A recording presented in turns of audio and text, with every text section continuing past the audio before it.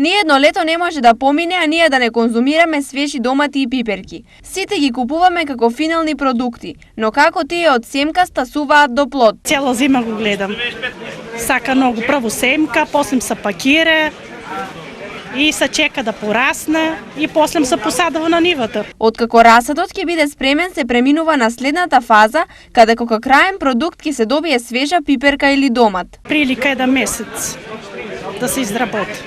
Ние го веќе има посадено, това е резерва и некој си зима за нутворно, се посада така. Си врија љута, си врија блага, имате розев патлиџан, волчко срце, ще го викат.